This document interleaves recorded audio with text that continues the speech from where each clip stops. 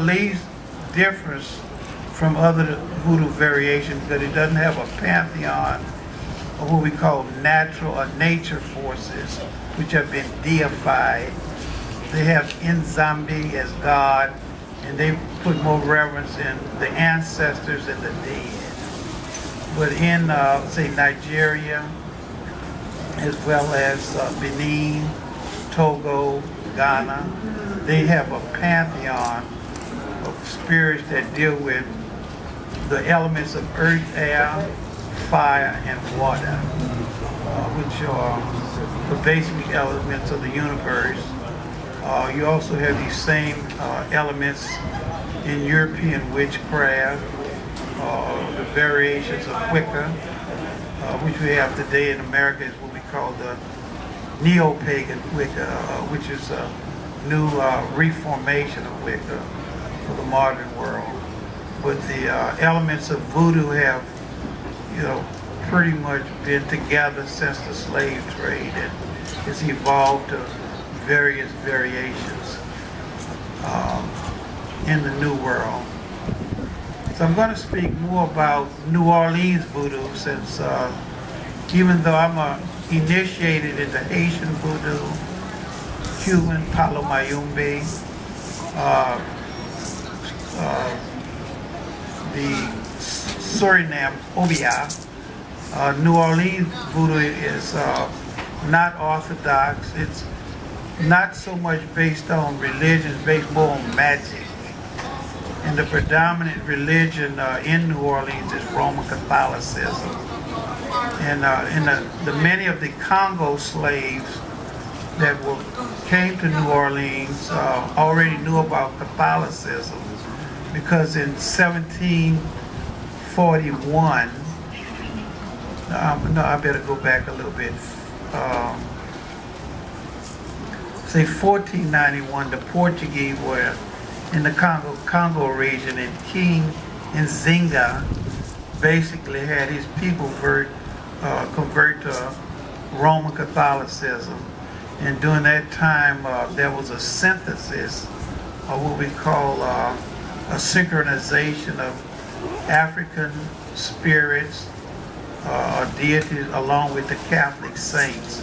And this same syncretism occurred also in Haiti, also in New Orleans, also in Cuba, also in Brazil.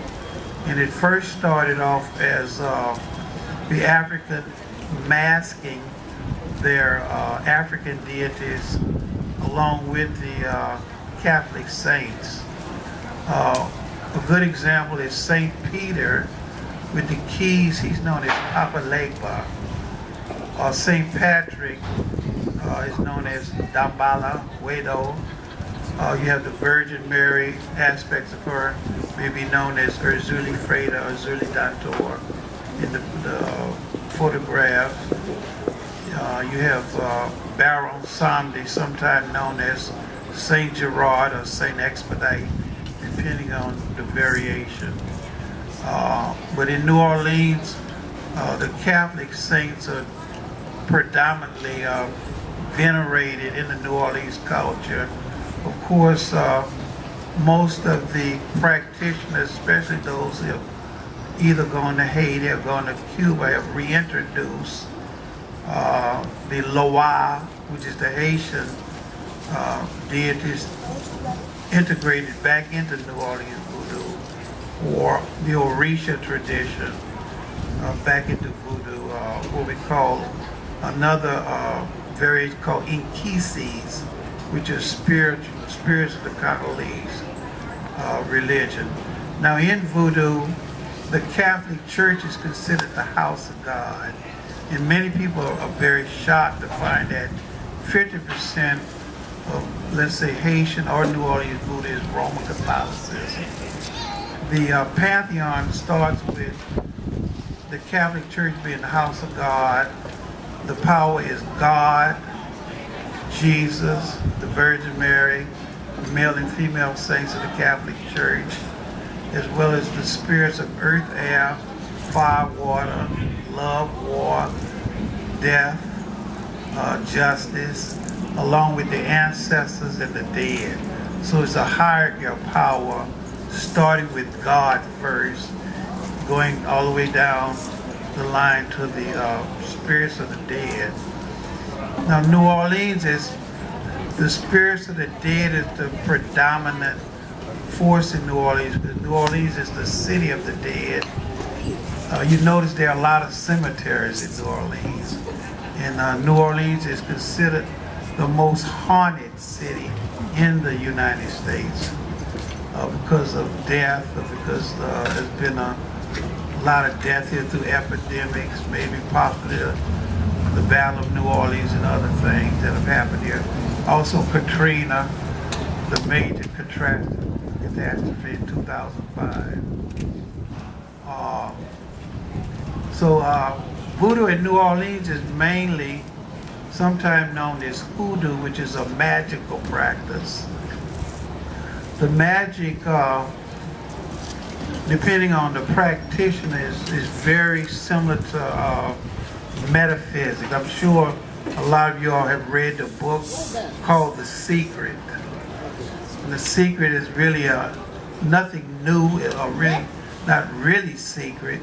It's an introduction to the general public of metaphysics, which was introduced many years ago in the early 1900s, late 1800s, by people like Ernest Holmes, Wallace D. Wadler,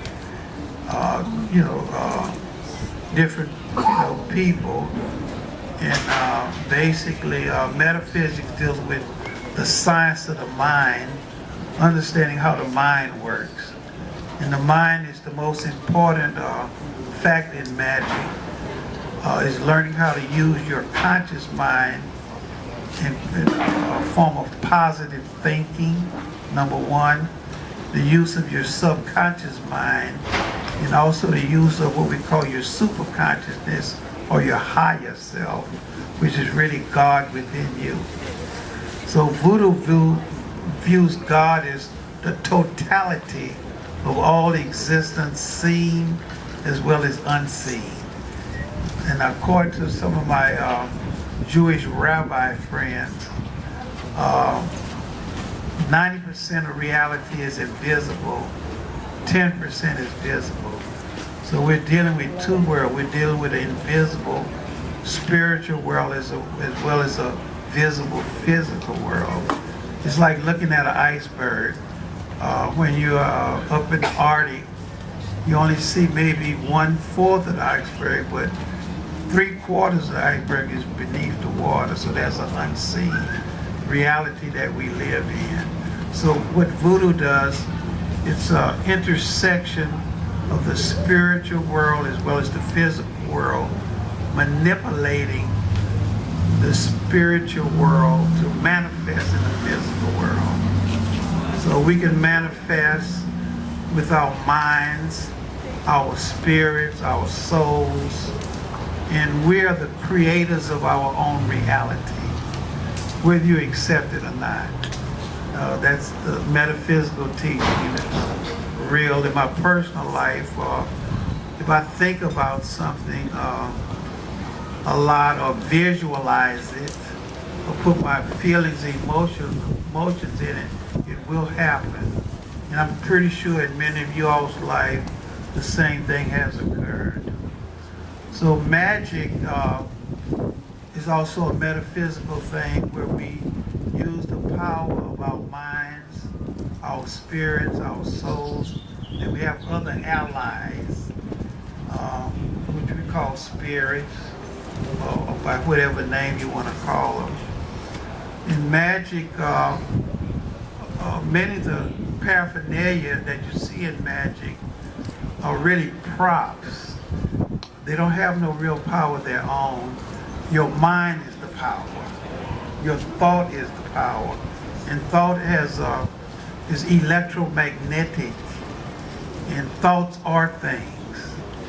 I use this example with a lot of people, that the famous boxer named Muhammad Ali, what did he say all the time? He said, "I am the greatest." And he said it so much that he believed that he did become the greatest.